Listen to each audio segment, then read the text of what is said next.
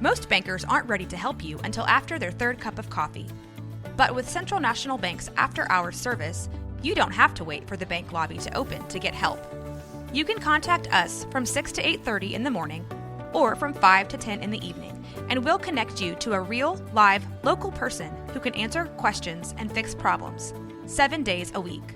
Bank different. Bank Central. Central National Bank. Member FDIC. This episode is brought to you by the all-new 2024 Toyota Grand Highlander. Being the parent in charge of the neighborhood carpool can be intimidating. With the 2024 Grand Highlander's more spacious third row, you can be confident of the space you're in. Confident enough to handle 5 kids, even if you don't understand when they say things like W-Riz. Learn more at exploresctoyota.com. Toyota, let's go places. Are you ready for a rewarding career in the electrical industry? Quality Electric of the Coastal Carolinas, QECC, is looking for qualified electricians and electrical helpers to join its Charleston team. QECC offers guaranteed full-time hours, make up to $30 per hour with possible performance bonuses and career growth opportunities. Enjoy benefits like health insurance, dental and vision coverage, 401k plans, and more. If you're a motivated, experienced electrician, this job is for you. QECC is an equal opportunity employer. For all job inquiries, send email to hr@qeccinc.com. This is a Rogue Media Network podcast.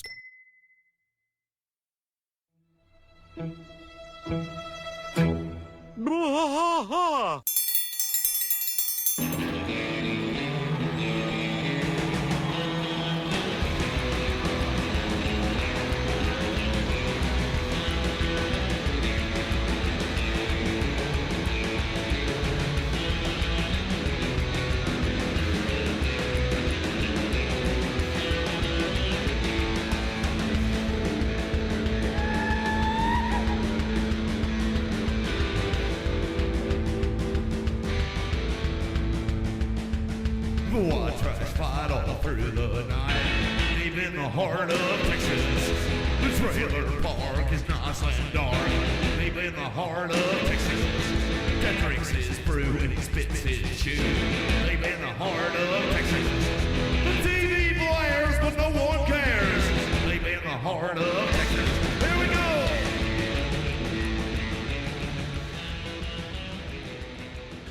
Hey there, welcome to Bois, King of the Hill podcast. I am Mike. And I'm Rusty. And Rusty, we're somewhere else. Yeah, this is the next step in the evolution of Rogue Media. Yeah, we're pretty high right now. We are in the highest building in Waco, Texas. There are 22 floors in this building, and we are on floor 21, as you can kind of see out the windows there. The building's height from the sidewalk is 246 feet and 4 inches, and the height to the observation tower on the top is 282 feet. Yeah. Waco itself sits at about 452 foot sea level, so we're almost 1,000 feet in the air right now. We're about 600, 700 feet in the air. Wow. Don't tell Mason. He doesn't like Yeah, that at all. Mason don't like that idea. I broke it down into feet for you there, Mason. so you can tell what it's going to take to fall out of this place. So as you can see, we're recording on a Sunday morning, which is a little late for us, but you can see right towards Baylor. And you can see I-35 there and all the buildings and stuff. It's a cool. It's the Dr. Pepper Museum. They can't see it, but yeah, we do live in the home of Dr. Pepper, and we could actually see the birthplace of it from here. We could see its. Well, you know who really can't see it is the people listening. Yeah, they really can't see it. There's a unicorn and a pink elephant. And I think I just saw a couple of pigs fly from that direction. That's right, yeah.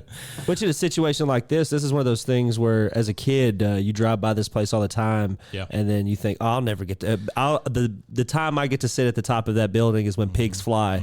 And there's a couple of pigs over there flying, sure enough. So this building is the American Amicable Life Insurance Corporation or something like that. Yeah. But it's the Alico building, ALICO. And in 1911, whenever it was completed and finished and opened, it was the tallest building west of the Mississippi. There was the original Western skyscraper. So it was the first skyscraper of the West. Yeah.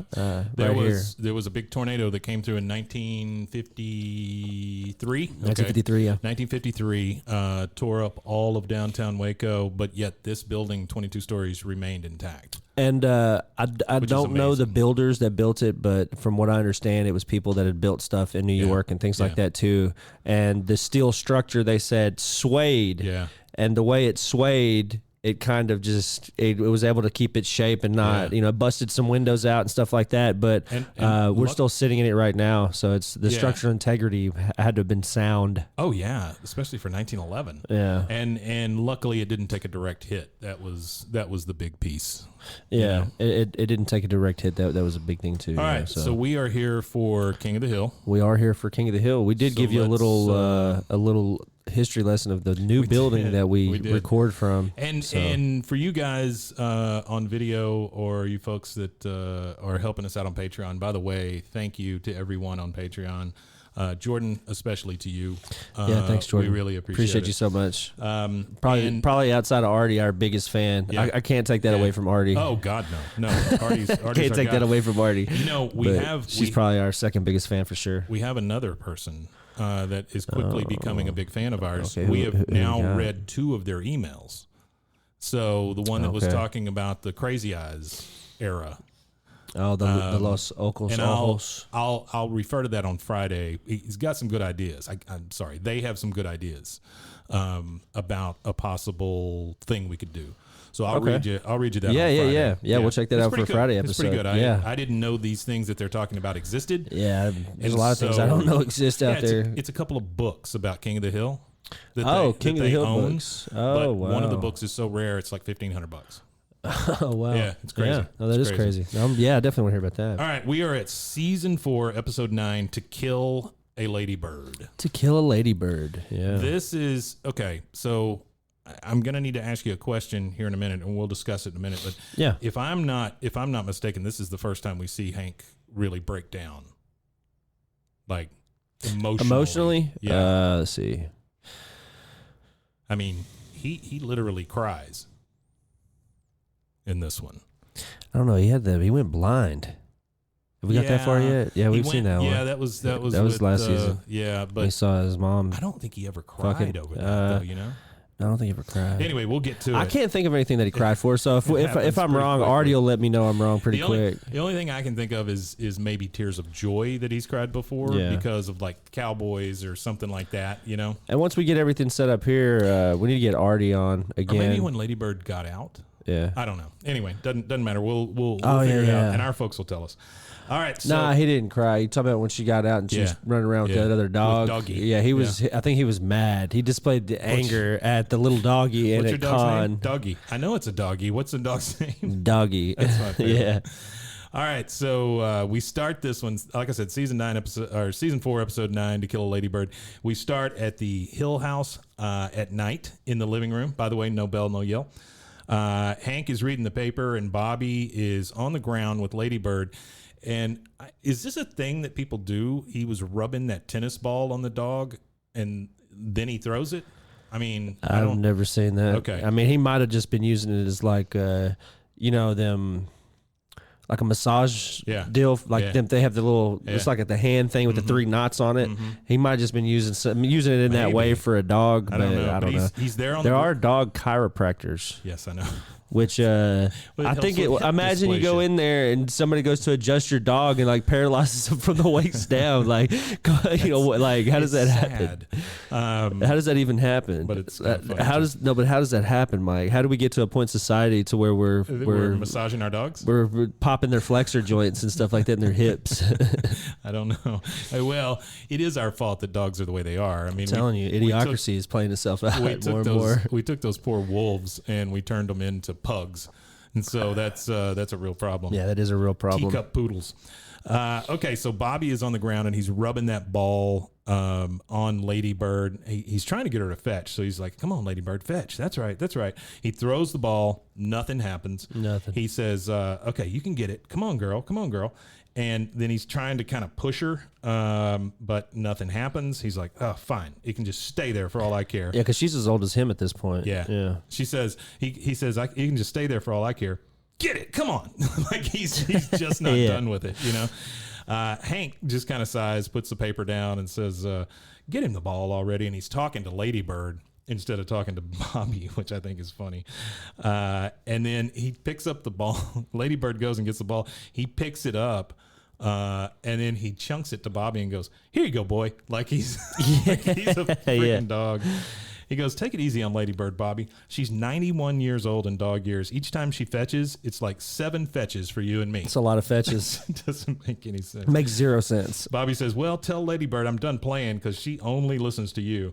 Hank throws the ball. Ladybird goes after it, and he's just like, "Huh, that a girl." You know, and that's, I mean, she really does only listen to Hank. Only listens to Hank, yeah. And she's not very playful to begin with anyway. She's a not. bloodhound. But she is a good guard dog for them. Yeah, she's a good guard dog. Even when they go through the whole thing where she's barking a lot or whatever, you know, that kind of thing, she's still a good guard dog. Or when she bites Bernie Mac. I think Bernie Mac did the voice of the black repair guy. Yeah. They thought that he had a racist dog, and it turns out it wasn't a racist dog. The dog just didn't like repairmen. That's right. Bobby takes the next thing we see is Bobby is taking the trash out to the side of the house, and there's just trash everywhere on the ground. And he looks up, and he moves some stuff, and there's a raccoon on the ground with a box on its head. It's like a cereal box on its head. And he goes, "Oh, hold on, little fella. That happened to me once." "Okay, Bobby." Yeah, we believe it, Bobby. We believe you. He goes, "You hungry? Well, let's see what Santa's got in his goodie bag." And he starts dipping stuff out of the trash bag. He goes, "Oh, what a crime. If you're not a hungry man, Luann, you shouldn't be taking on the hungry man dinner." I like that joke. Yeah, that's really funny. Well, it's true though. If you're going to eat that's one thing that I hate more than anything. Man has a lot of food though. Well, no, but it's not that much food. But not only that, I just hate it when people order something and then they just throw half of it away or something like that, or don't even take it to go with them. You know what I read the other day, or no, somebody told me this the other day, that at I think it's HEB, 80-something% of the salad, prepackaged salad, goes to waste.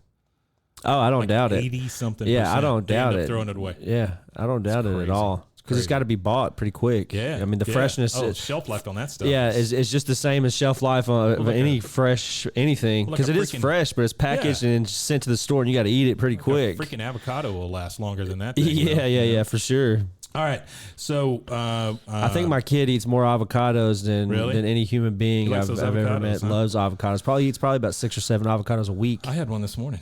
It was lovely with my little fried eggs and my toast. I don't like avocados. Really? It's a texture thing. Well, it's not the flavor so much. Mm-hmm. It's a texture. The texture of avocado. Mushy? Well, I don't mind certain things that are mushy like that. That's what I don't understand. I don't know why. I don't know if it's a mushy texture, but it's different. I don't know. It's like snot. Well, it's like mushy, slimy. I don't know. It's weird. Almonds for me. I love nuts, right? But almonds, I don't. They seem like too much work, and it's because they have the little hulls on them. You know, they get caught in your throat and stuff. You're talking about that thin husk or whatever it is on them. I know what you're talking about. I worked at the candy factory for a long time, and we would get the big, huge bags of just raw almonds that would feed into the caramel, and I'd go and get some sometimes, and it would get in between your teeth and stuff like that. I don't know. It doesn't. My wife buys these boiled almonds, like boiled peanuts. Have you ever had those? No, I have not. Neither have I. I heard they're great though. So my wife buys these bags of like mixed nuts, and she'll put them in this container that we just keep in the kitchen, and every once in a while you just grab she gets onto me because I'll take the almonds out and throw them to the dogs. The dogs eat the almonds. There you go. And that way I can just dip in and get. And it's good for their coat. Let's say that.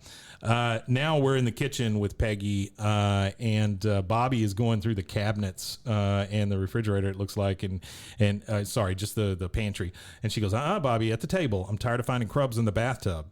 And then Bobby goes over to the side. He's found a couple of fruit pies, which doesn't seem like he ought to have to dig too hard for those. No, he shouldn't have to dig too hard for fruit fairly pies. Quickly. Yeah, I'm sure that his mom is going through boxes of them a week. I'm hoping that she buys them. You remember the day old stores?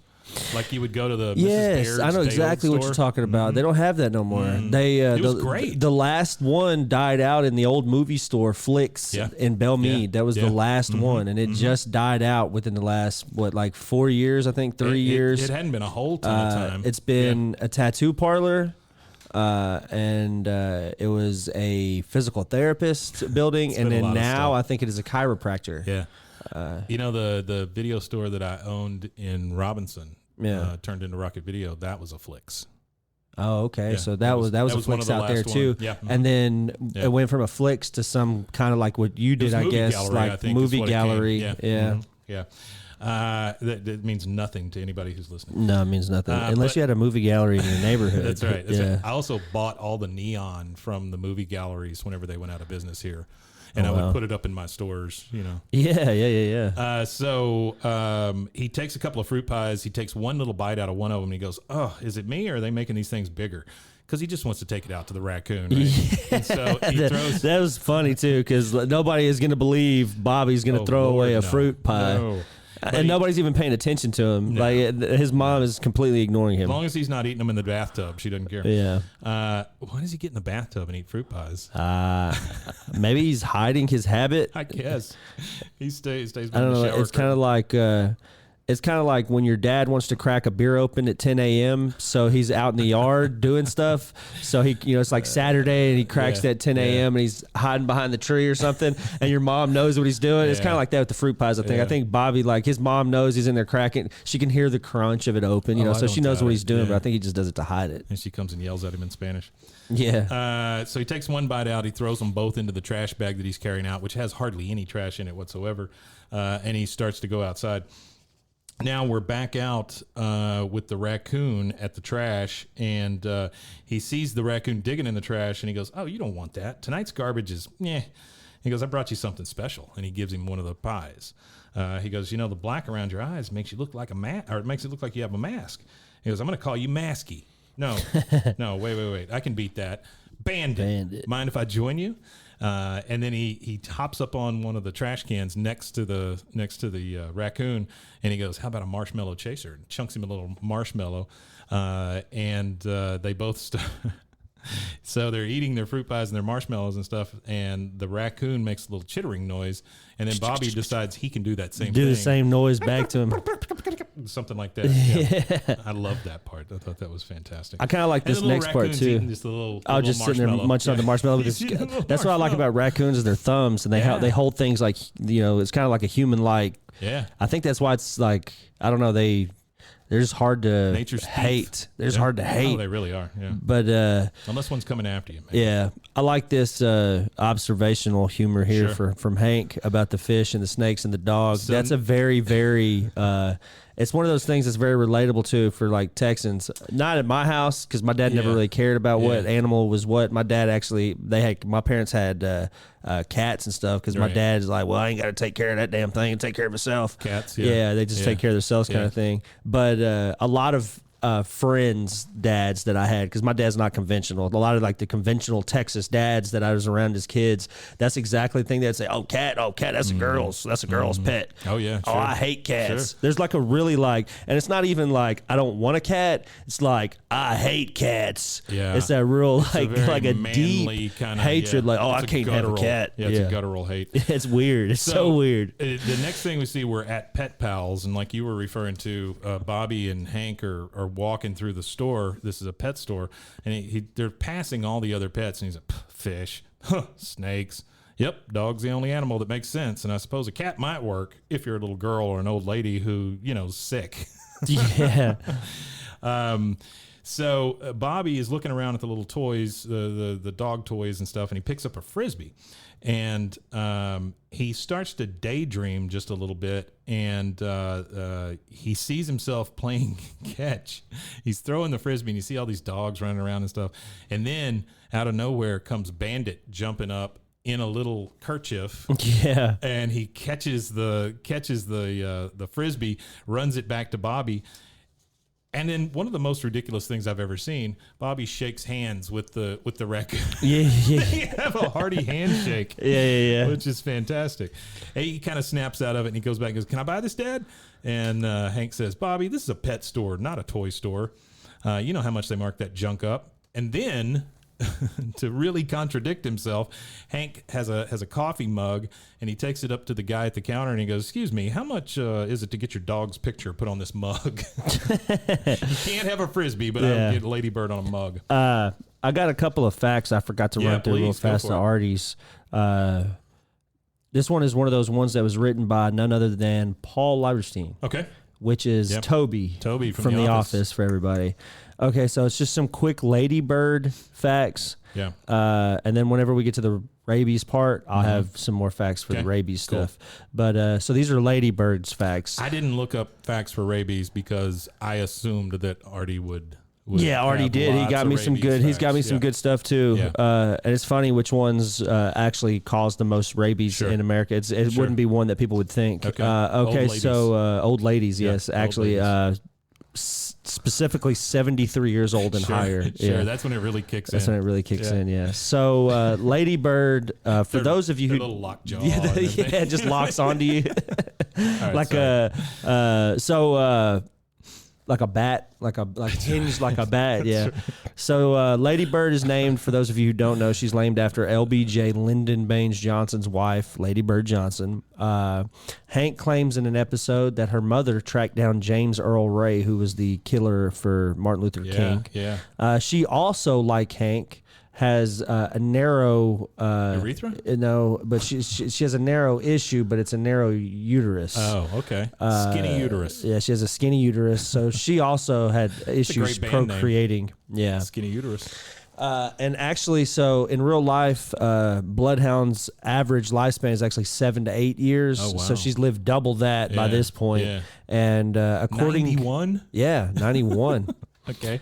And then according to Bill, so Bill says this at some point, Hank and Peggy had Ladybird up to a full year before Bobby, making her at least 13 and later on 14 years old, because Hank says she's 91 in people years, so that would put her at 14. Yeah. So that's Ladybird facts. Yeah, because we've been through that one episode where they got Ladybird because they thought they couldn't have a kid.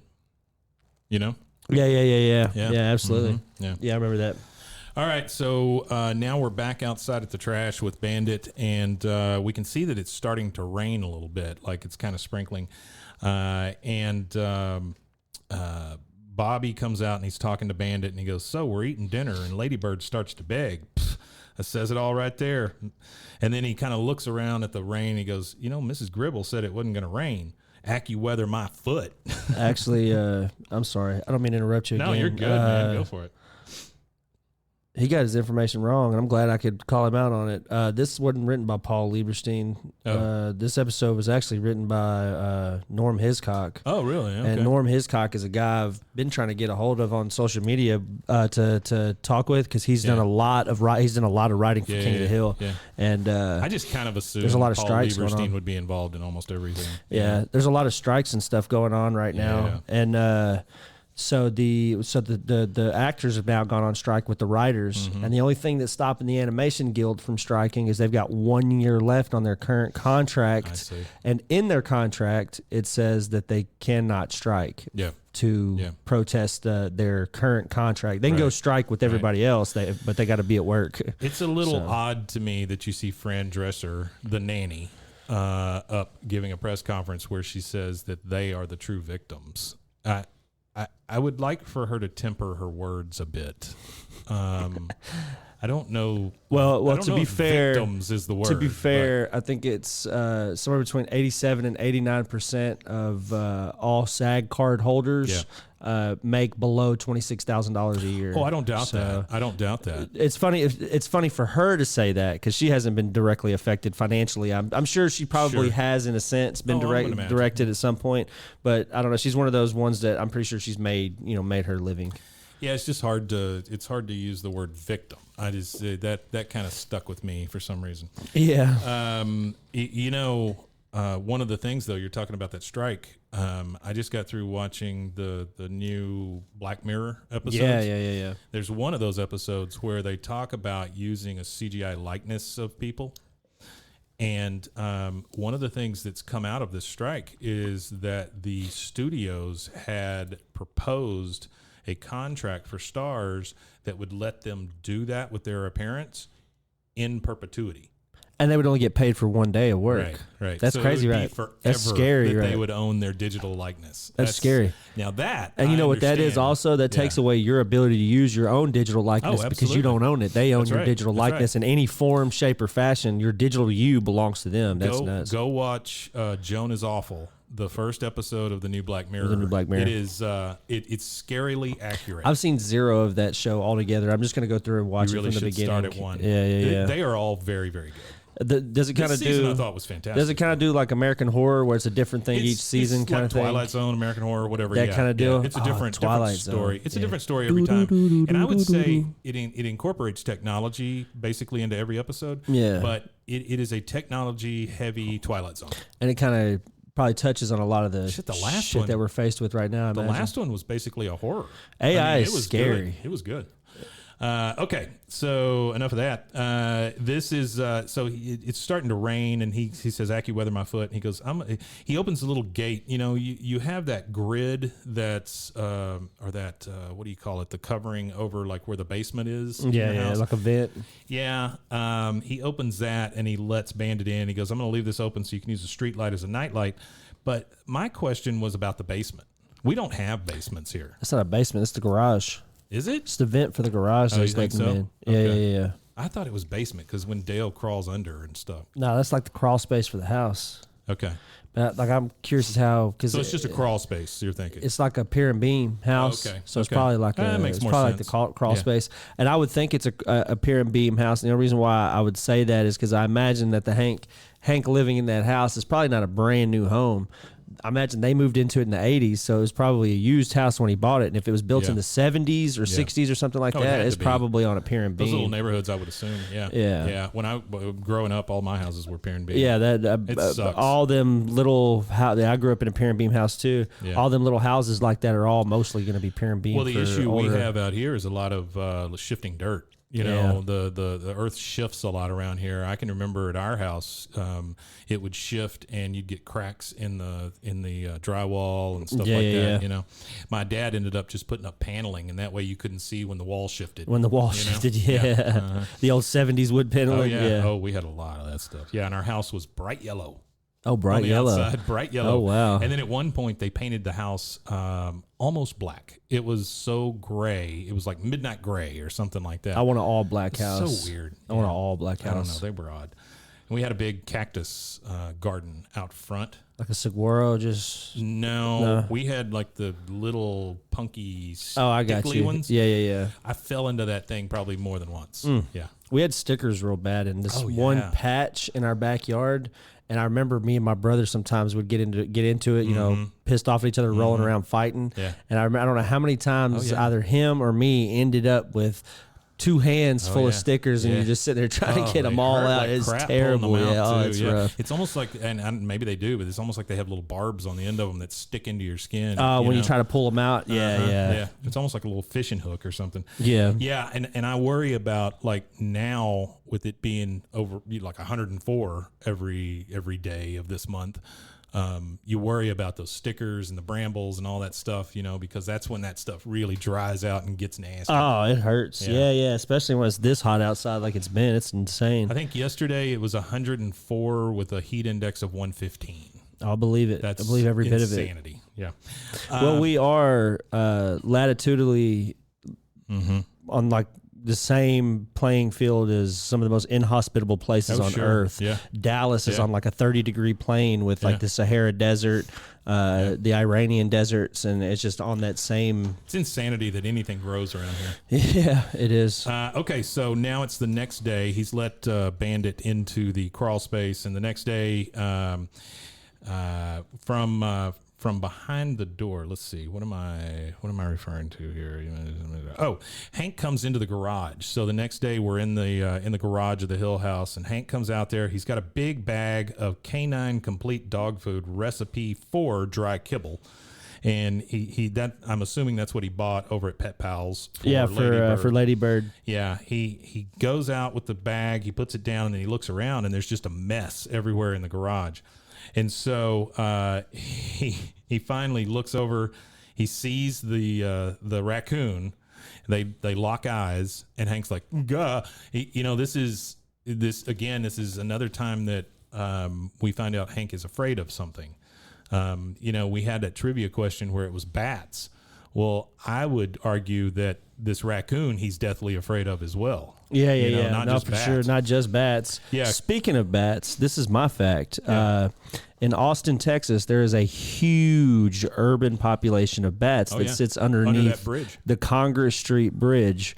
For those of you that don't know, the Congress Street Bridge is the street that lines up directly with The Capitol. the Texas Capitol, which is oddly enough, us being a state that suppresses rights for women, it is a big, huge pink building because Texas is known for its pink granite. Yeah. And it was made out of Texas pink granite when it was made. So there Sure, you go. There's a little sure. Austin fact for you guys. Yeah, I lived in Austin for a little while, and It is a beautiful building, though. it is a beautiful building. They have a wonderful downtown. It's just too bad that there's politicians in it. So Hank kind of goes, yeah, and he runs back into the house, and from well, actually, before he runs into the house, he goes, "You're gonna wish you messed up somebody else's garage, you furry bastard!" And he picks up a screwdriver like he's gonna fight the damn raccoon. And then he runs back in the house, and Scared. And behind the door, you hear him say, "Bastard!" And That's why I don't think Hank's that country. You know what I'm saying? You don't hear Hank say "bastard" That's why I very don't think often. Yeah. Hank's that country, because I've seen my dad like challenging raccoons, but my dad's like out there in his underwear, like fighting them, Yeah. ready to fight kind Yeah. of thing in the middle of the night at the trash Oh, sure. cans. Yeah. And then Hank runs inside. So I think Well, he also reaches back out. and Hank grabs is a the lot dog more food. timid too Yeah. than I believe so. Yeah. than a lot of Well, it takes a lot to country get him guys. riled up. You know, Yeah. like we were talking about, Jimmy Witchard's the only guy you ever see him kick his ass. Yeah. But that took a lot to get him there. Yeah. a lot of screwing They had to around mess with Bobby. Yeah. But what I love is that Hank grabs the dog food, and pulls it back inside, and then behind the door, "Bastard." That's all you get. All right. Now we see in the kitchen, Bobby, he's pretending to take the trash out again because he wants to go see Bandit. He goes, "I'm going to take out the garbage." Peggy says, "No, Bobby, there's a raccoon out there, and it almost literally attacked your father." He says, "Raccoon?" Hank says, "Don't worry, I'm going to get rid of it." He goes, "Bandit was just hungry, Dad." He's named the thing. So Hank says, "Bandit? Bobby, you name a pet. You name a guitar. You do not name a filthy animal. And you do not feed it our garbage." No wonder it poor was Bandit. no wonder it was rooting around in the garage. It was looking for more of your handouts, and he takes the trash away from Bobby. Bobby goes, "It's not a handout when you feed Ladybird, is it?" Hank says, "Ladybird is a member of this family. You've seen our Christmas card." Bobby says, "Yeah, I've also seen her drink out of the toilet, wipe herself on the carpet, sniffing other dogs," and Hank has had enough. He's getting pissed. Enough. Yeah. Bandit is a wild, disease-ridden animal that will bite your face. Now, does that sound like something Ladybird would do? Bobby, again, defending Bandit. Ladybird doesn't do anything anymore. She's too old. And Hank says, "Bobby, Ladybird is in the room. Ladybird is in the room." Talking about Like wild she understands disease-ridden English. animals, Yeah. leave possums alone. Yeah. If you ever see possums, leave them alone. They don't carry diseases. No. They are very disease-resistant animals. They They eat a eat lot of bugs. all the bugs that cause Lyme disease. They'll eat a lot of ticks and nasty stuff that hurts you. They're actually things you want in your yard's I always ecosystem. thought possums are kind of cute. I always thought they were like. And when you see one of those, It's kind of like people who like pugs. They're so fucking ugly that they're cute. You know what I mean? Like a possum is so There's- ugly that it's cute. there's honestly nothing cuter than you see a mama possum and she's got all the babies hanging off over her and Yeah. she's just like, waddling down the street. Jordan kind of had mentioned that she had found one of them our plushies that she sends us. She Yeah, had the found a possum. Squishmallow. She had found a possum squishmallow. Possums. Yeah, that'd be fantastic. Okay, so next we're in the alley with all the guys. Of course, Bill, Boomhauer, Dale, and Hank. Hank says the whole garage looked like one of those horror movies. Tools all over the place. Well, that's not a horror movie. No, Hank, that's not but a horror okay, movie. That's yeah. your nightmare. Dale says, "Yep." That does piss men off though. Like I Oh, don't really sure. care because I don't own a lot of tools, but I know as a kid, if you my dad would be like, "Go get the whatever socket." Yeah. If you got that socket or however many sockets you got out, and if you jostled it around and then Yeah. closed it, and then the next time he opened it, everything was kind of strewn out, he would be like, "Oh my god, I only told you to get one socket, Yeah. not throw five Yeah. of them all over the box." I am just the opposite. I have a little storage building out back, and it is a giant mess. A mess. Yeah, I think I'm going to die before that gets cleaned up. Dale says, "Yep, sounds like a raccoon or a possum imitating the behavior of a raccoon or a squirrel." Okay, Dale, that doesn't make any sense. No. He's like, "What I'm getting at is I will handle it." Hank says, "No thanks, Dale. I've already taken care of it. I put out spring-loaded live traps this morning." He goes, "A trap? The only thing that's going to get trapped is you, Hank, trapped into thinking a trap actually works. And then Bill goes over as they're talking to the cooler to get another beer out. He opens it up, and for some reason, Bandit is in the cooler. I'm not real sure how that happened, but he's in the cooler. I got a quick fact here. So Dale, when he goes to crawl underneath into the crawl space, there's a little noise, like a whatever noise that Bandit supposedly makes. That noise is from the video game Oddworld. Oh, really? Yeah. Oh, wow. Apparently there's a creature on Oddworld that makes that noise, and that's where they pulled that sound bite from. Was from Oddworld. So Bandit is in the cooler. Bill falls over because he's scared out of his mind. Hank throws some loose change at it because he has no idea what to do while screaming, "Get out of here, you furry bastard." And then you see Dale, he comes over and starts picking up the change like the 23 cents on the floor is just going to be the best thing ever. Yeah. And then he gets up and he hands Hank his card and says, "My card." Bandit we see run under the house. So now we know where he's at. Next thing we see is a lot, and I mean a lot, of poison inside of Dale's. Oh, he hasn't went underneath yet. Oh my God! Yeah, this is the part right here where that sound is. That's my fault. Yeah, I jumped the gun. You're good. But we see him like getting ready. He's putting on all his stuff, poison everything. He puts a freaking Bowie knife into his shoe. You know, I mean, the dude is strapping up. Popularized by Jim Bowie. That's right. He says, "No worries, Hank. I played out this scenario 1,000 times in my mind. Most of them I've won. Most of them." You know what I do when I go to San Antonio? Yeah. I go to San Antonio once a week for work, right. And I deliver near the Alamo. Yeah. So I drive past the Alamo, I roll the window down, and I scream every day. This is every Thursday I do this. So if you're at the Alamo on a Thursday afternoon and you hear somebody screaming, "Remember the Alamo," from a big white van, it's me. But that's what I do. I roll the window down and all the tourists and everything, I just scream as loud as I can, "Remember the Alamo." That's awesome. I just watch like 40 people turn back to look at me. That's funny. So he's all strapped up, and he's like, I can't get over the fact that in his mind, most of the scenarios he's won. Yeah, for sure. He's lost several of them, but in most of them he's won. He goes, and by the way, now he's holding a machete. Which Dale with a machete scares the bejesus out of me. Dale with any of the equipment that he actually is currently in possession of, it's kind of like when he had the flamethrower thing he made. I've seen him strike and light his poison on fire and light his cigarette with like flammable poisons. Insanity. Yeah. He goes, now, and he's talking to Hank. He's like, "Now, are you going to need the raccoon's pelt intact or for a hat?" Bobby says, "I thought you were going to trap Bandit and free him in the woods. Why is everything you're wearing so sharp?" He's talking to Dale. He says, "You're not going to hurt my raccoon, are you?" That's entirely up to him, Bobby. That's very Navy SEAL-like. That's entirely up to him, Bobby. Either he comes peacefully or I cut him. So Dale is looking under the house now through that screen, and he goes, "Hank, once I crawl in there, I want you to quickly cover the hole with the screen. That's the only way in and out for the raccoon. Do not remove the screen. No matter how much I plead or beg, you do not remove the screen." And so all the guys are kind of gathered around watching him get under it. And he gets under it, and they put the screen back, and it is, 10 seconds. And then you hear the noise from the raccoon. That's that noise you were talking about. Yeah. And Dale is almost immediately back at the screen. "Hank, open the screen, for God's sakes. Hank, I'm begging you, the screen. Ah!" And then Hank says, "That's it. I'm taking off the screen." He takes the screen off. Bill says, "You promised Dale you wouldn't." He continues Hold on. Yeah. Here's where the sound comes from. Somewhere here. Hold on. Well, that ain't it. I thought that was it. That's all right. Well, it doesn't matter. When you find it, let me know. It didn't matter. So we hear the screaming continue. Hank's like, "That's enough." Oh, I think I found it. Hold on. All right. I think this is it.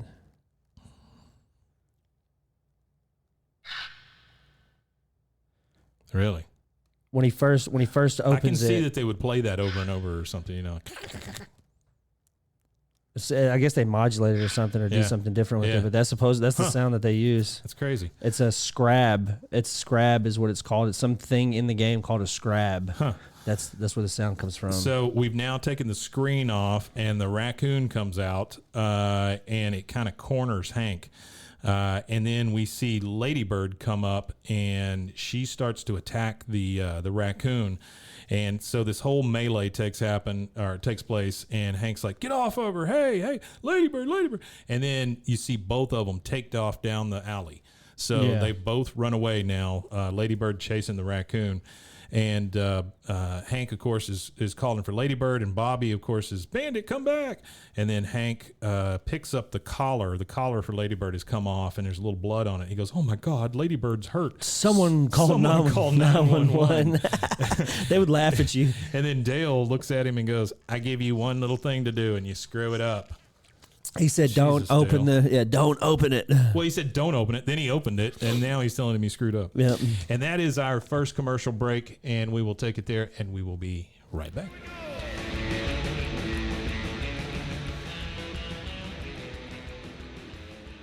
Well, let me tell you, Rusty, eating healthy used to be a struggle for me, but that was before I discovered the BlendJet 2 portable blender. The BlendJet 2. Now when fast food temptation strikes, I just blend up a delicious and nutritious protein shaker smoothie. You know, they gave us a whole bunch of those little packages that came with the blender. Yeah. And there's some really good flavors in there. I mean, there's some like that matcha thing. The green matcha? Yeah, those are pretty damn good. BlendJet 2 is portable, so you can blend up smoothies at work, a protein shake at the gym, or even a margarita on the beach. It's small enough to fit in a cup holder, but powerful enough to blast through ingredients like ice and frozen fruit with ease. Maybe a human thumb. Don't put your thumb in it. BlendJet 2 is whisper quiet, so you can make your morning smoothie without waking up the whole house. Lasts for 15 plus blends and recharges quickly via USB-C, which has saved us all. There's nothing worse than turning that USB thing over and over and over and over, and then finally finding how it plugs in, you know? Oh, yeah, I don't like that USB-C either. saved Yes, us all. USB-C saved us all. Best of all, BlendJet 2 cleans itself. Just blend water with a drop of soap, and you're good to go. There's 30 plus colors and patterns to choose from. There's a BlendJet 2 to complement just about any style. We have a pink one? Lavender. Pink one. I think ours is lavender. Mine is the Toy Story Aliens. Oh, It's yeah. like the Pizza Planet one. Ooh, that one. Yeah. They've got some really cool colors, but I really like the patterns. I know one of the people here got one that looks like Woody the Sheriff. Is there a code with them? There is a code. What are you waiting for? Go to blendjet.com and grab yours today. Glab it today. Glibbity glob. And when you do glab it, make sure you use the promo code BWAAA12. That's to get 12% off your order and free 2-day shipping. No other portable blender on the market comes close to the quality, power, and innovation of the BlendJet 2. They guarantee you'll love it or your money back. Blend anytime, anywhere with the BlendJet 2 portable blender. Go to blendjet.com and use the code BWAAA12 to get 12% off your order and free 2-day shipping. Shop today and get the best deal ever. BlendJet 2, formerly known as BlendJet. Hey, everyone. It's me, your puzzle-loving pal. Did you know I was a puzzle-loving pal? I didn't know you were a puzzle-loving pal. I got to tell you about my latest obsession. It's Wongo puzzles. These things are the real deal. They are high quality, handcrafted, and perfect for anyone who loves a good challenge but doesn't want to dedicate their entire kitchen table to puzzles for a week. Trust me, I have been there. I will tell you this, my parents, they're very old and decrepit, and they do puzzles all the damn time. Yeah. Like there's always a table that has like an unfinished puzzle. Yeah, it's either that or I don't know. Die. feel your bones. So these puzzles, these Wongo puzzles, they are 100% wooden. They'll last forever. Each piece is hand drawn. Just think about that for a second. Each piece is hand drawn, so no two pieces are the same, and you'll discover some fun whimsy pieces as you work through it. Whimsy. They come in a custom wooden box, which is perfect for storage and gifting. Before we started doing this, I didn't realize how many people I know already have these Wongo puzzles. I mean, they're apparently pretty. You can't go wherever Juan go. With stunning designs and unique shapes, Wongo puzzles are a cut above the rest. I loved doing the snow globe puzzle myself. It was great to pull out a puzzle and be done in a night and not have it on the table for a week. So what are you waiting for? Let's go to Wongo Puzzles, WONGO puzzles.com, and pick a puzzle today. And be sure to use the promo code BWAAA for 10% off your order.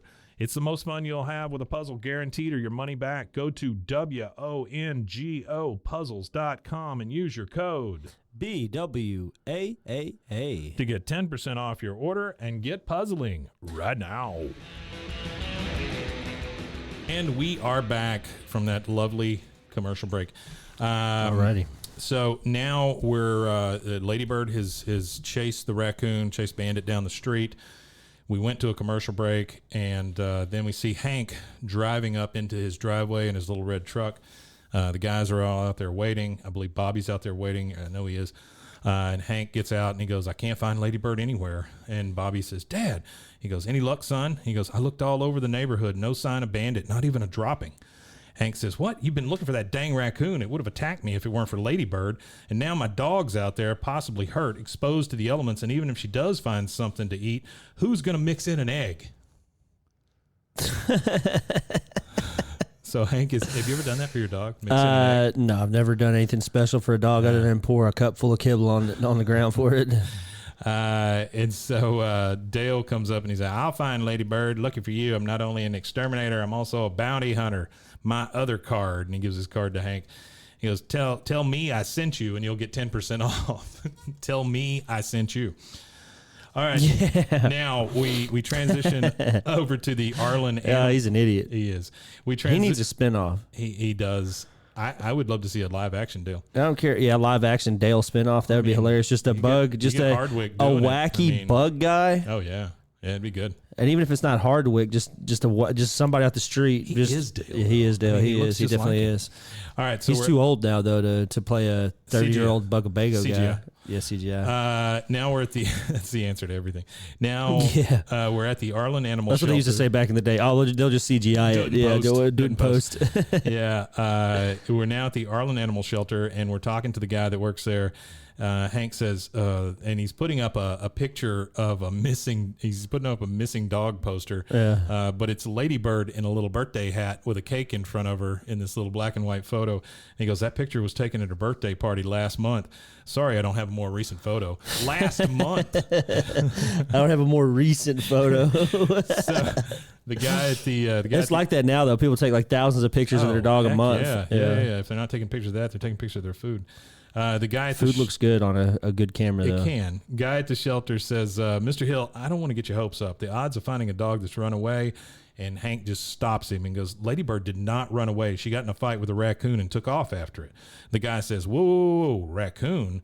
And then Dale says, Hank, let me take over. As one animal control professional to another, was what appeared to be a raccoon, but I only saw it briefly and it was dark, so I don't know. Dale, you said nothing. You said absolutely nothing. But the guy at the animal control place, he says, well, it's too bad you didn't catch it because without being able to autopsy the raccoon, we have no way of knowing if it gave your dog rabies. Hank says, rabies? Because they haven't even thought about this. Yeah. Dale's like, now, as I said, I'm an animal control professional. Explain to Hank how you get rabies. Okay. All right, so here we go. I'll go through the rabies facts. For it. Yeah. All right, so in the United States, the most common wild animals that carry rabies are raccoons, skunks, bats, and foxes. I knew skunks were bad with it. Yeah. So contact with infected bats is the leading cause of human rabies. Really? Bats is the number one. Dracula. But instead of you turning into a vampire, you get rabies. Your jaw locks up. Yeah, you get lockjaw and you foam at the mouth and you get super thirsty. Scared of water. Yeah. So 7 out of 10 Americans who die from rabies in the U.S. each year. So we only lose 10 a year to rabies. 7 out of 10. Right. So I'm saying, but you say 7 out of 10 die? Yeah, 7 out of 10 Americans who die from rabies in the U.S. each year were infected by bats. Okay. So 7 out of the 10. So 10 died, but 7 of them were infected by bats. Were infected by bats. That's crazy. That's a lot. That's a big 70%. Good Lord. Yeah, 70% of all infections from rabies are bats. And it says that the first sign of rabies might be similar to flu, just like everything in the world. All the symptoms to everything. That's right. You might be dying of death if you have these symptoms. Maybe don't stand around that bridge looking at those bats. Yeah, Maybe so it's not a good idea. Probably not. Yeah. So it's weakness, discomfort, fever, headache. Discomfort. prickling, itching near the bite spot. If I reported discomfort every time, I would have rabies every day. Yeah, I'd have rabies all the time too. Yeah. So those symptoms may last for days, and then the symptoms progress into cerebral dysfunction, anxiety, confusion, and agitation. So once it is established, there is no effective treatment. That's crazy. A small number of people survive it, but the disease generally causes death. Gross. For that reason, if you're exposed to rabies, you must get a series of shots. 7. To prevent the infection from taking hold. And they're right in the stomach, right? Yeah. They put them in the stomach. It's called post-exposure prophylaxis. Consists of a dose of human rabies immune globulin, HRIG, and rabies vaccine given on the day of the exposure. Good Lord. And they give it on days 3, 7, and 14. So you get 4 big doses of it. So that's... So now it's 4. I know it used to be 7 shots. And now they're saying it's 4. It's 4 nowadays. That's good. Yeah, that's great. You get it on the day that you get bit or exposed to it. Yeah, and then you get it on the 3rd day, and then they give it on the 7th, and then they give you 7 more days, and then they give it to you on the 14th. I can't imagine getting rabies, and I can't imagine getting bit by a snake. I really can't. Those are 2 things that imagine any of it. It's probably very common around here. Especially the snake part. Yeah, no, for sure. It sounds absolutely awful to get something like that. Not on my list of. No, ooh, let's try this out. That's not my bucket list. Yeah, no. So the guy it'll literally be your last bucket. That's right, it'd be your last bucket. The guy at the animal shelter says raccoon bites are the most common way because they're talking about rabies. Yeah. Dale's like, because he's having him explain how he gets rabies because Hank is just he's just a normal guy. And the guy says followed by rat bites and then raccoon scratches. So it was a little different than the guy says here. Hank just looks completely. Well, the data might have changed too. That's true. Yeah, because this is what 20 years ago. Yeah, so the data might have changed. Maybe so. We got more bats. Hank, 23 years ago. Hank just looks lost. He just looks. He's glassy eyed because he can't take in what's happening here. He knows if his dog has rabies, his dog is done. Oh, it's over with. Yeah. Dale says, "What? Oh, raccoon scratches moved up to 3rd. Good for them." Nobody's counting that, Dale. Nobody gives a shit. It's not a competition. Nobody cares, Dale. But he looks down and he has some scratches on his arm. Right. Yeah, so under his orange jumpsuit. Yeah. Oh, I don't feel good. I'm cold, Nancy. So now we're in Dale's basement, and Nancy is on the computer. Dale's sitting next to her, and he goes, "What does it say?"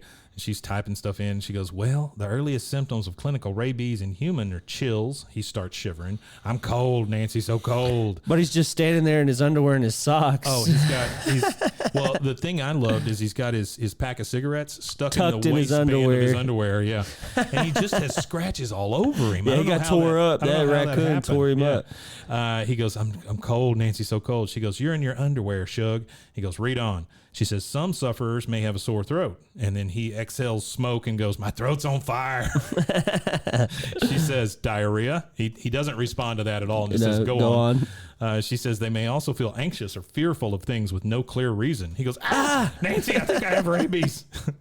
She says, "Dale, you're going to be fine. All we have to do is get you to a doctor so they can give you a shot." "Oh, sorry, 7 shots. He For Dale, that's a big deal. He looks at her and goes, "Let's say I don't get the shots. Is it possible to live a normal life infected with rabies?" And then this is one of those pregnant pauses that they use in King of the Hill that I love so much. She just goes click, clack, click, click, click, click, click, click, click. No. Nope. No. All right. Next, we're at the Hill dinner, or in the dining room. They're all sitting down eating dinner, and I think this is the only line we get from Luann. She says, "And please make sure." She's obviously praying. Yeah. "And please make sure Ladybird is safe without rabies. And if rabies is part of your divine plan, then please change your plan and send us back Ladybird rabies free." Bobby says, "And Bandit too. Amen." Hank says, "No, sir. Bandit is not in this prayer. It's Bandit's fault we're in this mess, or your fault for feeding him. I'll let you decide, Lord." This is a very long prayer that everybody's involved in now. Very long prayer. Peggy says, "Now, Hank, I know Ladybird is just fine. She saved your life. I'm sure she can save her own." What, Peggy? What does that even mean? The dog can save themselves? The dog can save herself. Hank says, well, I hope you're right, but if she's out there suffering with rabies, I'll have to shoot her, and with my aim, I'll have to shoot her twice. I love that. Yeah. He just thinks to himself, oh God. And those of you that don't know and shoot her twice. haven't followed the plot line as close as we are, there's another movie that is really, really similar to this. Oh yeah. Yeah. Which one? It's the plot line of Old Yeller. Oh yeah. Gets bit by the really raccoon. is. Raccoon has rabies. Yeah. But this has a lot happier ending than I'm Old Yeller. surprised they didn't call this old ladybird or something Yeah, well, like that. because to kill a ladybird would be to kill a mockingbird, which again is I guess that is more of It's a a life or death choice. Yeah, right? it's more of a contextual decision or contextual choice for the name, I guess, than Old Yeller being it's like a literal Old Yeller plot line. It's the same thing. If you put the same plot themes in for Old Yeller, it's all the same all the way down. Sure. Climax, everything, except for at the end of this one. It's a lot better result. It's a lot better result. Yeah. So he's worried he's going to have to shoot his dog twice, and Bobby pipes up and says, okay, Ladybird good, rabies bad. I just want to find Bandit. I mean, Bobby is ticked at this point. He just wants his damn raccoon. Yeah, he wants to know what's up By the with way, the my raccoon. parents promised me that I could have a pet raccoon when I was little, and they never followed through on that. Probably for a good cause. It was for a good cause, yes. But at the time, as a child, you don't. Oh, you're pissed. Yeah. You don't care. I just want a damn raccoon. Where's my raccoon? Yeah. I got you. And so, well, as parents, don't agree to that. There's some parental advice for you. Don't agree to everything your kids say. Yeah, no, don't. Because tell when them you do, no you're very in a often. buttload of trouble. Tell them no as much as you can tell them no. That's right. And Hank pipes up and says, we all want to find Bandit, Bobby. It's the only way we can figure out if Ladybird's got rabies. And this is the harsh truth for Bobby. He's like, how do they do that? He goes, well, they take off its head. And that is, I guess, the way they do it. I mean, they have to, they have to dissect the brain. Yeah, right? they cut because I know when they do that with dogs, they cut the dog's head off and send it to Dallas. That's what they always tell you. Oh, they cut the dog's head off and send it to Dallas. Send it to Dallas. Poor male people, right? Yeah, I mean, imagine you get a box with a dog's damn head in it. Then next to that, you've got the box that somebody pooped in to see if they have cancer. And, I mean, God almighty. Oh, man. It's 104 outside and you're carrying around poop in a dog's head. Yeah, that's it. Oh, my God.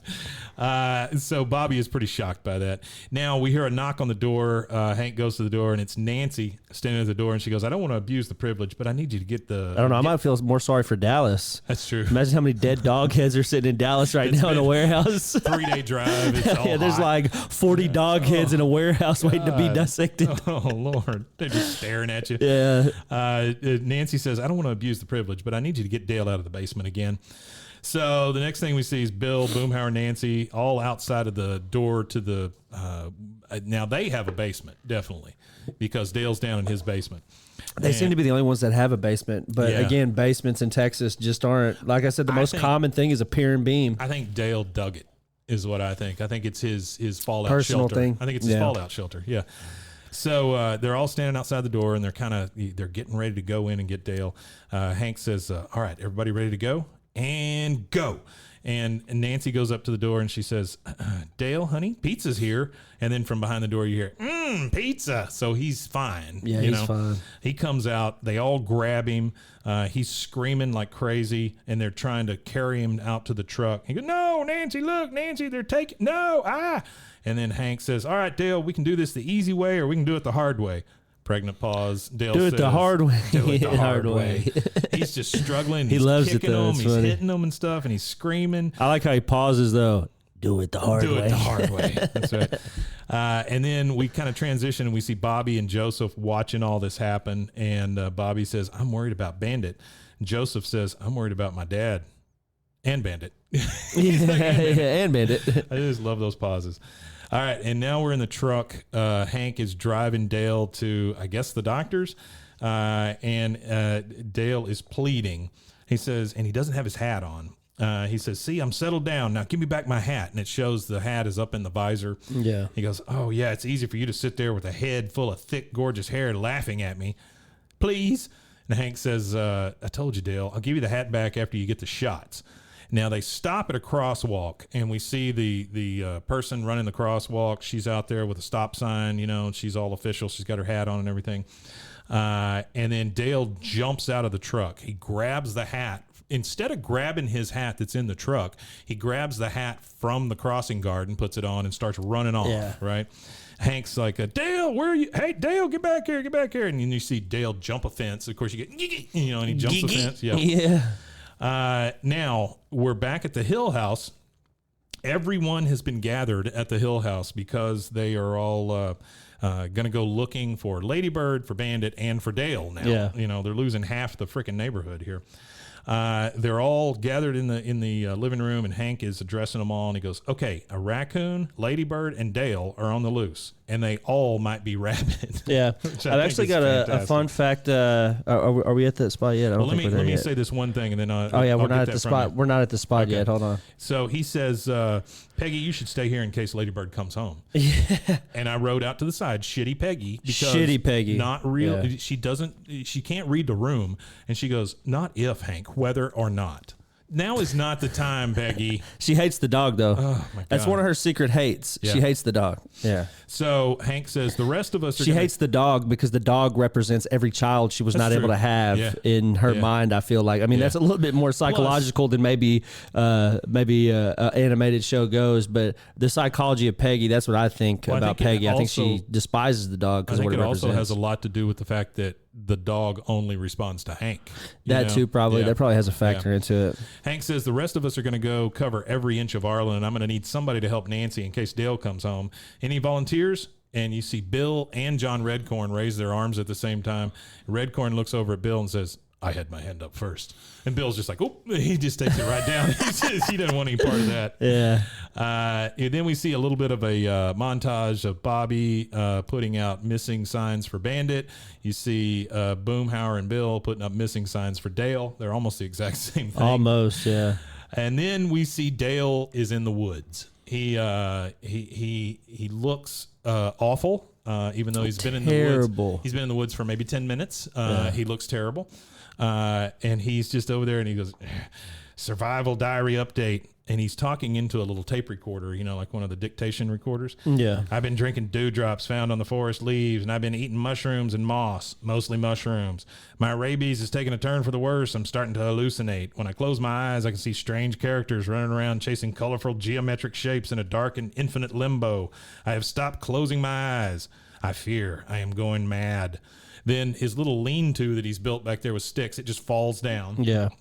So this is where my fun fact or whatever comes in is right here. He says, hang on one second. He says, survival reminder, need hammer and nails.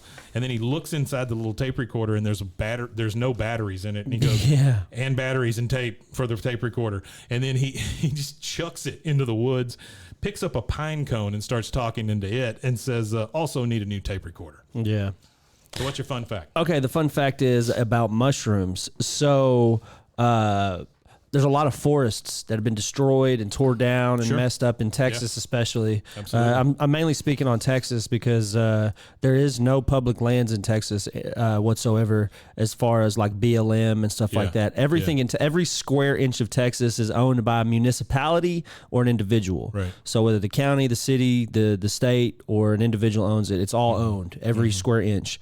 Well, I didn't even know this, but this is an artifact that I kind of dug a little bit more on just to discover, since he mentions eating mushrooms and stuff like that. East Texas is what is considered one of the last frontiers for mushroom hunters. Oh. There's over 600 or 700 varieties in the big thicket forests and stuff out in East Texas, and it's to do with the amount of rainfall and the fact that it's been protected now. Now it's all you can't. It's all a protected forest now. Yeah. So that is one of the last, quote unquote frontiers for mushroom hunters is in East Texas. So that it's a fun fun mushroom fact. Yeah. So if you're a mushroom hunter and you want to go hunt mushrooms, you could go to East Texas. Go to East Texas. There's all kinds of edible mushrooms and things. Yeah. But you got to be careful. Please don't just go eat mushrooms without knowing what you're eating. There's some dangerous stuff out there. Very dangerous. If you don't know what you're doing, don't just go eating mushrooms. Just because you hallucinate when you eat a mushroom doesn't mean it's not also going to kill you. Yeah. So now we see Hank, and this is what I was talking about. Hank goes into his garage. We're watching him from behind. He goes up to his bench, kind of puts both hands down. The garage door slowly comes down. Once it comes down, you just hear Hank sobbing. I mean, he is crying. Yeah, his really eyes bad out. too. Really, he really turns bad. the table saw on to kind of mask the sound. But yeah, I've never seen Hank like this. And then he raises the door, comes out, cleans his glasses, and he's done. He's gotten all of his emotions out. He's done. All right, so now we go to Dale's house. Nancy and Redcorn are in bed together, so they wasted no time. Dale's out of the house, so we got a screw. And they start hearing some words or some noises, and we see them get up and go look to see what's going on, and we see Dale in his underwear with all his scratches going through the fridge, and he's getting stuff out to eat. And Nancy says, "Dale?" He goes, he hisses at him, right? He goes, yeah. And then he gets in the oven, and I can't tell if it's bread or a roast that he's got. I'm assuming it's a roast. I'm assuming it's a roast. But a roast takes a long time to cook. A really long time. He's got a roast in the oven, and he tries to get it out and goes, yeah, hot. And then he gets the oven mitts on and takes it out. And then Nancy says, you need a shot, Shug. And he says, ooh, ah. And he finally jumps out of the window in the freaking kitchen and just runs off. With a roast in his hand. With a roast, yeah. All right, the next thing we see, we're in Hank's garage. Or actually, this was before that. When he went in there to cry, he was carrying those like missing posters. Oh, yeah. It had his phone number on it. His phone number, and I would have to figure out what the area code is, but his phone number is 555-0197. Probably 817 or... Could be. Yeah, 512-817. Yeah, 254-210. 903. Mm-hmm.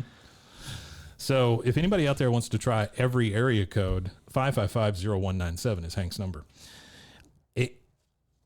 So Better Call Saul, when it was on, and I think you can still call it, there was a missing dog poster that they put up that had a phone number on it.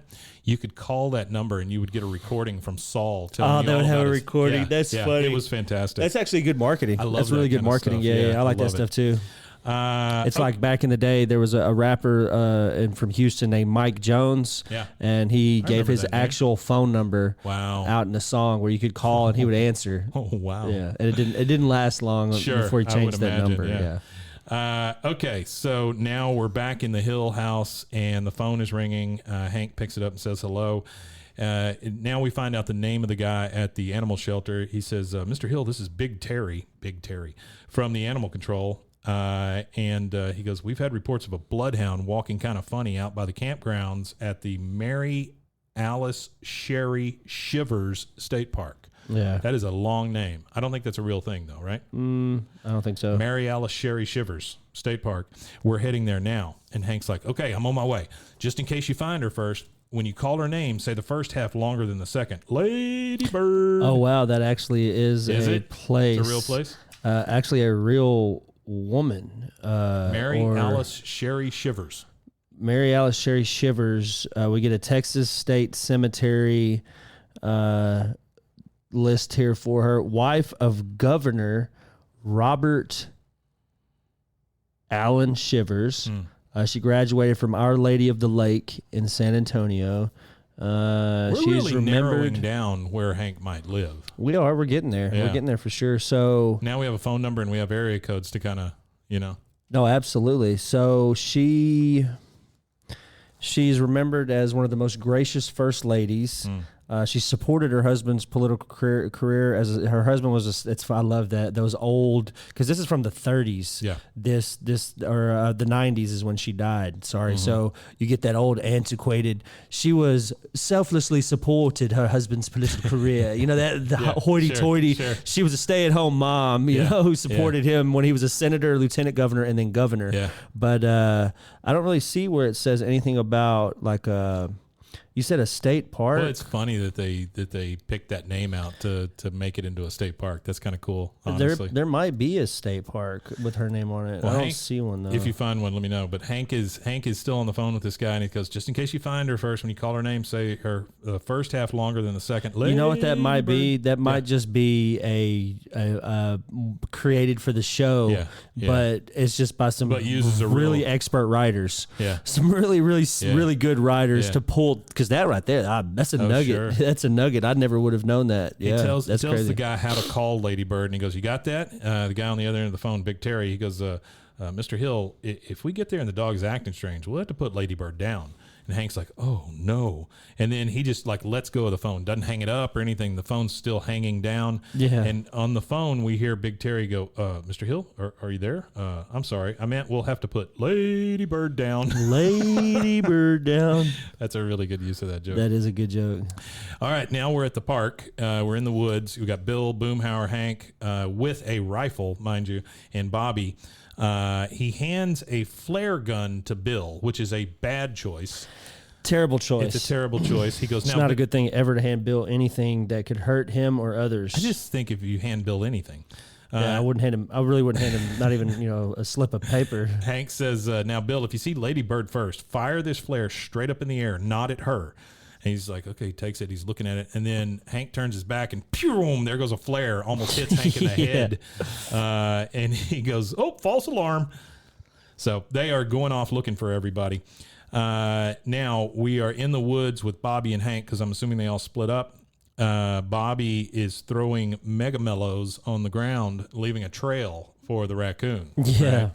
And he says, what are you doing, Bobby? If you're looking for that raccoon, you're wasting your time. It's probably 2 towns over now eating some other kid's garbage. Bobby says, well, at least Bandit never ate my lunch until after I'd thrown it out. That's what I'd call common courtesy. Yeah. Hank says, yeah, I remember the time Ladybird jumped up and ate your peanut butter sandwich right off your plate. I thought she'd never stop licking the roof of her mouth. I'll tell you what, I never laughed that hard again. Never laughed that hard again. That's so funny. That is funny. We hear a branch snap off in the distance, and Hank's like, oh, Ladybird, come here, girl, come to daddy. And then he says, so he can send you to, and he kind of gets choked up, puts a bullet in his gun and goes, doggy heaven. I mean, geez, Hank, that's rough. Come here, girl, so daddy can send you to doggy heaven. Now, as they're walking through the woods, it's kind of like in, what is it? What's the one where all those kids are on the island, the book, Piggy, and they throw the rock down and hit that guy in the head. Lord of the Flies. Lord of the Flies. So it's kind of like Lord of the Flies. They've got all these sticks sticking up, or Dale has all these sticks sticking up as almost a warning.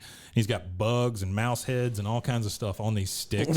Yeah. They're walking it's through. a very Lord of the Flies feel right here to it. Yeah. And it's just like, ugh. And then Hank says, what the heck? And then Dale drops from a tree and just goes, yeah! And that's it before we get to our next commercial break.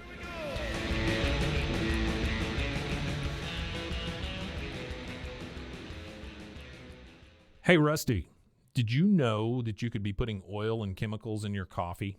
I didn't know that. I mean, I love coffee creamer, but I don't think I've ever turned a bottle around to actually see what's inside.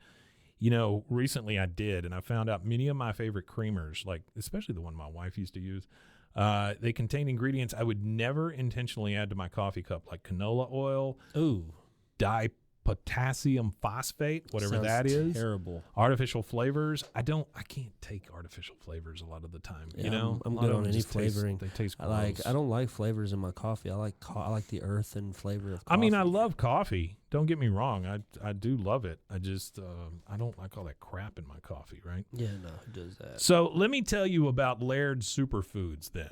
They have better ingredients, amazing taste, and functional benefits. Laird Superfood Creamers are crafted from the highest quality, all-natural, real food ingredients. All Laird products are sustainably sourced and thoroughly tested to ensure that you're incorporating the cleanest, finest fuel into your routine. Now, they're all natural. They've got whole food ingredients. They contain naturally occurring MCTs from coconut oil. And everybody tells you coconut oil is good for you. Mm-hmm. There's no artificial flavors, no colors, no additives, no sugar from highly refined corn syrup. So that's a big deal right there.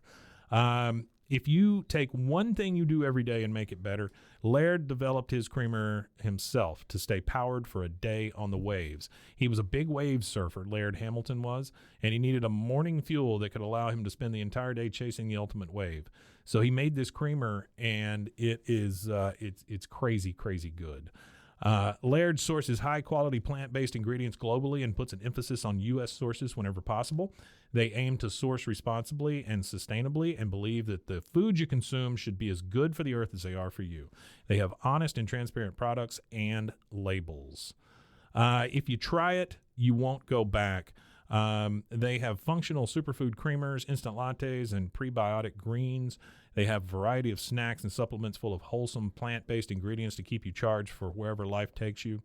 So to get a deal on Laird Superfoods, I need you to go to zen.ai BWAAA King of the Hill. So that's zen.ai/BWAAA King of the Hill.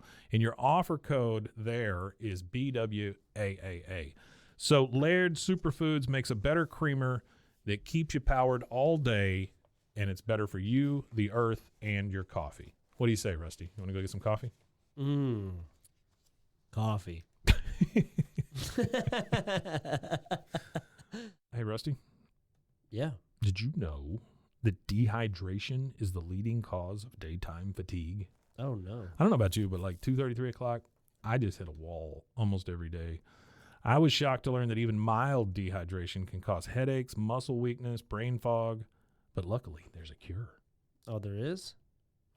Actually, I should have said there's a solution. It's called Cure. Cure Hydration. The Cure Hydration is an oral rehydration solution, or ORS, that contains the perfect balance of electrolytes. We know how important that is because plants crave it. Super important. And glucose to help your body absorb water and rehydrate quickly. The formula is made with all natural ingredients like coconut water powder and pink Himalayan salt. Whoopee. And it is free from artificial flavors, sweeteners, and preservatives. Cure Hydration is vegan, gluten-free, and non-GMO. That makes it a great option for anyone with dietary restrictions and preferences. The packets that they give you, they're convenient. They're easy to use. You just mix them with water and drink. They're perfect for on-the-go, travel, or anytime you need quick hydration. Hydration is more than just drinking water, Rusty. It is, that's what Lauren Picasso, a lifelong endurance athlete, discovered as she struggled to stay hydrated no matter how much water she drank. I've known people like that. My wife drinks so much water, it's crazy. Lauren found Cure, a science-backed electrolyte drink mix to make hydration easy for everyone. Cure believes that hydration should be simple and effective, but also clean and natural. That's why they only use the highest ingredients and quality plant-based stuff to avoid any artificial or harmful additives.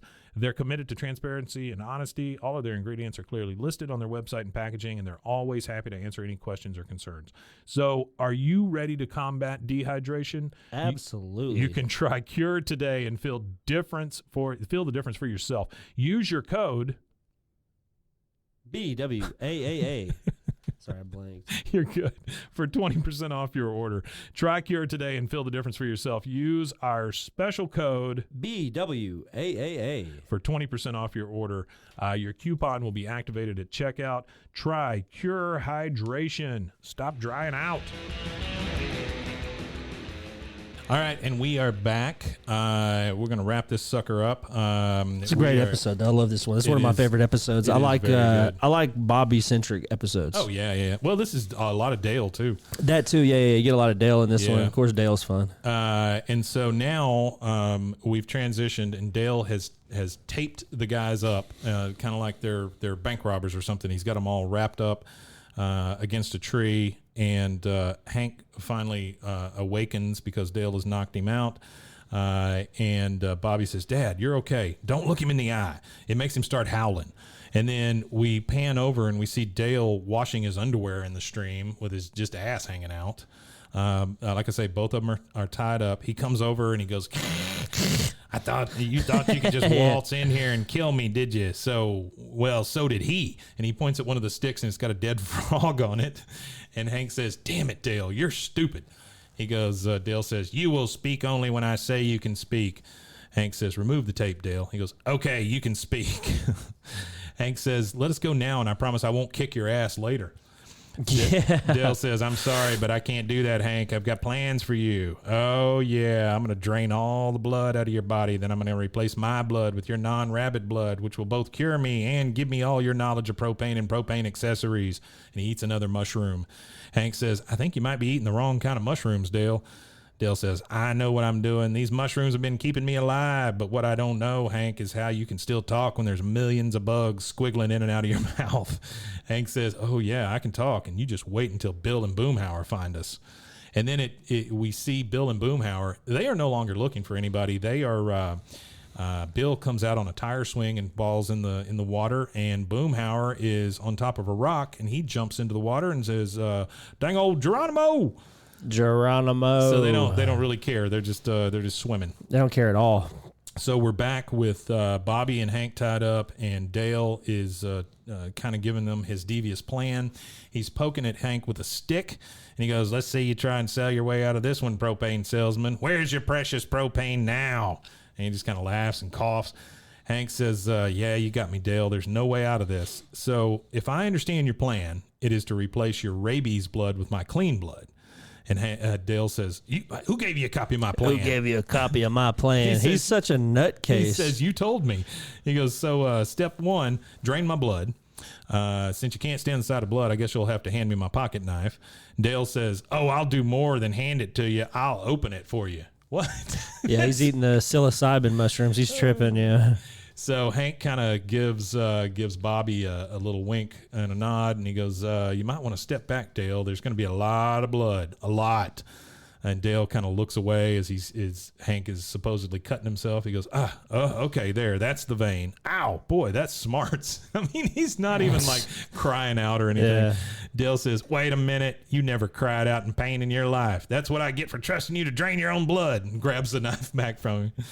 And then hisses at him, of course. Hank says, okay, Dale, take it easy. Dale is kind of waving the knife at him.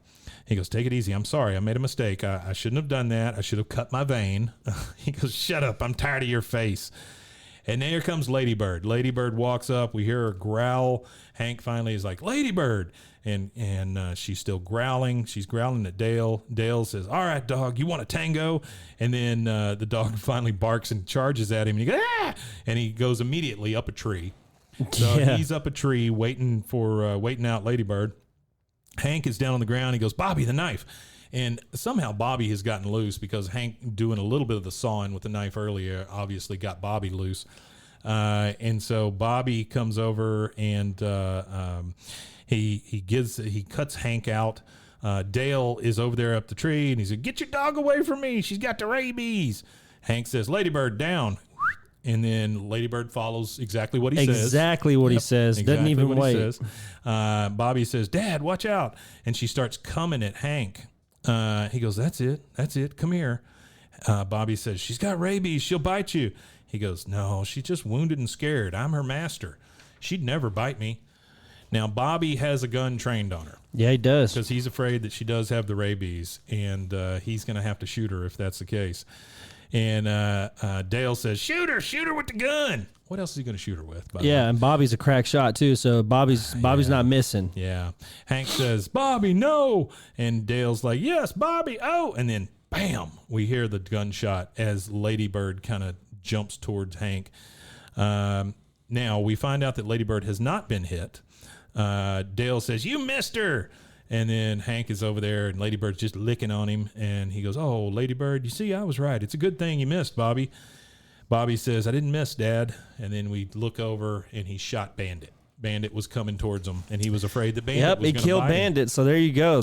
Bobby did what he had to do. He did. And Hank says, Bandit? And Bobby says, I saw him coming. I thought he was going to bite you. Dale says, this isn't over. So long, suckers. And then he's up in that tree. He makes some bird flapping motions. He jumps off of the limb of the tree and just goes flap right in his face on the dirt. Just boom. Face first. Yeah. And so they both just kind of look at him. And then he's face first still down in the dirt, flapping his arms. And he goes, Hank, I can see your house from up here. He's nuts. In the dirt, dipshit. Yeah, he's in the dirt, and he's very, very, very high on mushrooms. He is. All right, so the next thing we see is Hank is pounding a cross into the ground. They've obviously buried Bandit. Bobby is now in a suit because he's at a funeral. Yeah. And he goes... they're burying buried Bandit. The fallen hero. That's right. And now there's also a cone on Ladybird's head.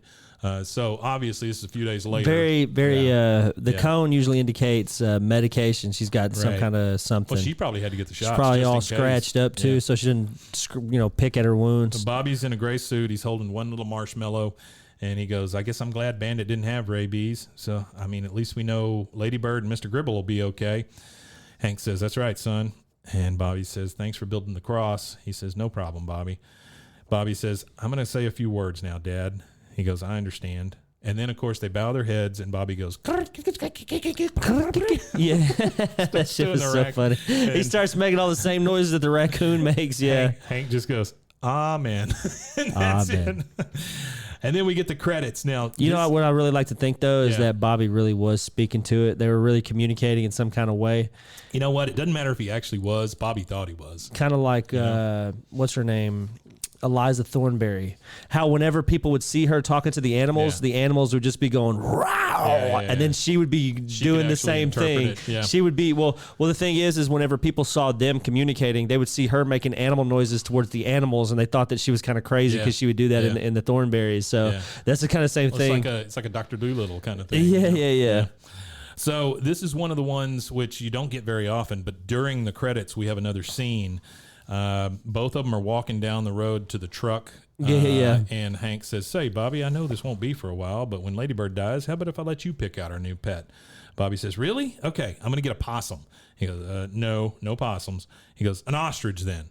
Hank says, "Well, I was thinking more of a traditional pet, Bobby, like another dog." Bobby says, "Okay, can I get a poodle?" And he says, "No." And that's it. That's it. They're having their regular stuff. And then after the credits, of course, Dale pops up with "So long, suckers," like he was going to fly away. Yeah. But that's it. Well, season 4, episode 9. There we go. To Kill a Ladybird. That was a really good episode. To Kill a Ladybird. Yeah, that was. I like that one. Very good stuff. Yeah. Yeah. Well, you want to tell them where they can find us if they want more of this foolishness? Yeah. If you want more of this foolishness, you can now find us on Patreon /BWAAA, or you can find us at www.bwaaaakoth.com. You got it. Again, we want to thank everybody that has joined the Patreon. We've got a couple of levels on there. We don't have a lot of content on it yet, but that's coming. That's coming. Yeah, we're trying to figure out how we're gonna go about developing content, because we want to give y'all more and more extra stuff, and more. So we got to hone that down and figure out what it's going to look like. Also, we moved into a very tall building, so we're tall building. We're getting over that. There's the Dr. Pepper Museum right there. There it is. There it is. They can't see that. I know they can't see that. And then they really can't see that because all they can do is hear us. But we just want to thank you all for being here, and thanks for all the support you give us. We thank really you for making us the 108th ranked TV review podcast in the United States of America. Fantastic. We appreciate that. With all the podcasts that are out there, 108, I'll take it. But thank you again, and we will see you guys on Friday, where we'll talk about some emails and a couple other things. And, we'll see you then. Umatanye. Umatanye indeed.